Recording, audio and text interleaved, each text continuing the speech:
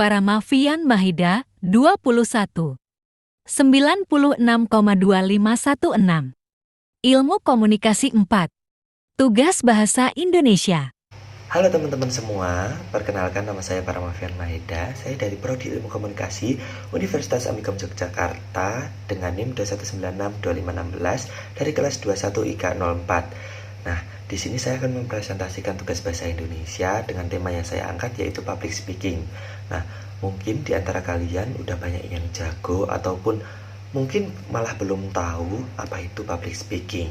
Nah, di sini nanti aku akan jelasin dan sekaligus memberi contoh ataupun kedepannya kalian jika sudah jago public speaking bisa masuk ke apa aja.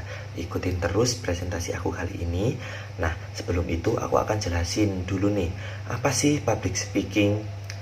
Arti secara universal atau secara umum public speaking itu apa? Nah, public speaking merupakan suatu kegiatan komunikasi lisan di depan khalayak umum atau di depan audiens yang kalian tuju. Contohnya, di sini aku ngomong sama kalian nih, ini termasuk public speaking. Tanpa kalian sadari, ini kita melakukan public speaking. Berinteraksi pun kita melakukan public speaking, tapi tidak dengan kajian yang kalian tulis sebelumnya. Ini secara lisan atau otodidak.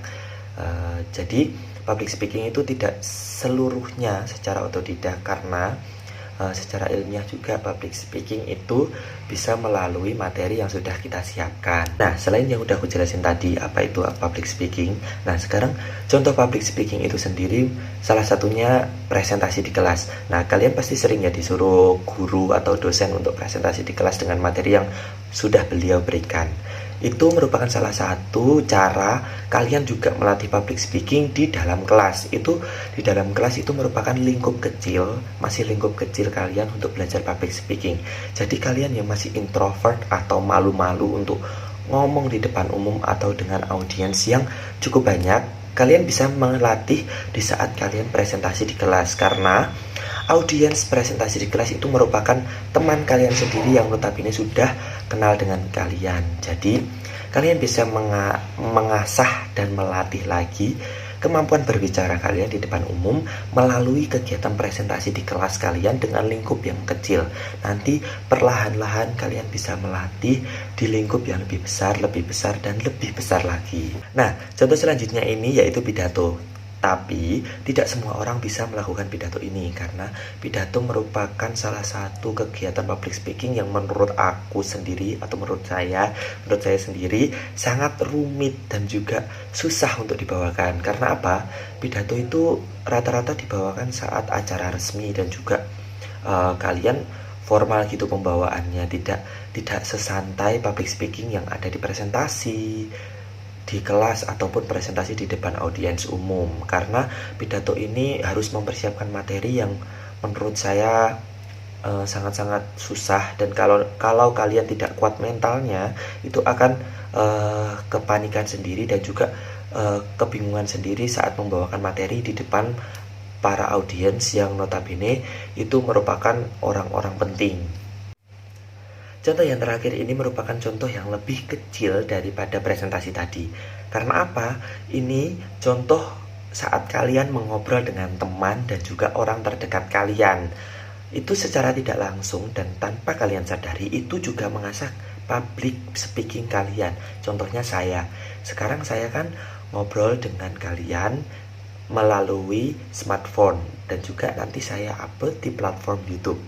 Itu secara tidak langsung saya mengasah public speaking, namun dengan cara saya melihat diri saya sendiri. Tapi kalian juga bisa menangkap informasi yang saya berikan. Jadi itu merupakan salah satu kegiatan menukar informasi secara tidak langsung, juga mengasah public speaking kalian. Selanjutnya, public speaking memiliki tujuan yang paling dasar, yaitu menyampaikan informasi kepada halayak umum dengan topik yang sudah siapkan sebelumnya. Tetapi, public speaking pun juga bisa dilakukan secara otodidak loh. Tapi, tidak boleh asal dalam pengucapannya dan dalam penyampaiannya. Karena apa? Jika kalian asal dalam penyampaiannya, maka informasi yang sudah diberikan oleh orang lain dan juga udah ada itu akan menjadi sebuah hoax yang bisa menimbulkan sebuah permasalahan. karena penyampaian kalian yang rumit dan juga tidak jelas itu akan mengundang permasalahan yang bisa menjerumuskan kalian sendiri. Nah, itu tadi pemaparan materi dari saya dan juga beberapa contoh yang sudah saya berikan. Namun di sini akan ada tambahan dari saya, yaitu jika kalian sudah mahir dan juga memiliki mental yang lebih kuat, bisa kalian menjadi seorang pembawa acara di suatu kegiatan. Nah, tapi tidak semua orang bisa loh jadi pembawa acara di suatu kegiatan. Karena apa?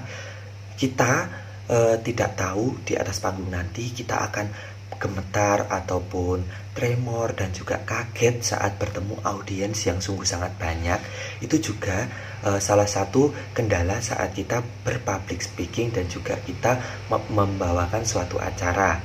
Jadi kita harus lebih menata diri kita dan juga lebih pede, lebih percaya diri dalam membawakan materi. Kalian harus berdiri tegap dan memasang tameng saat banyak orang-orang menghujat ataupun memberi kritikan kepada kalian. Itu tidak apa-apa dan juga itu dijadikan pelajaran aja kepada kalian. Jadi menjadi pembawa acara juga melatih dan juga menambah mental kalian supaya menjadi lebih kuat berhadapan dengan audiens yang sangat banyak. Jadi itu saja tambahan dari saya, dan itu tadi semua pemaparan materi dari saya. Semoga berkenan di hati para audiens sekalian dan teman-teman sekalian. Semoga bisa menambah wawasan kalian tentang public speaking, dan semoga saya bisa memberikan materi selanjutnya di pertemuan yang selanjutnya. Jadi terima kasih teman-teman sudah menyaksikan pemaparan materi dari saya. Sampai jumpa lagi. Senpai Jumpa Temen Temen.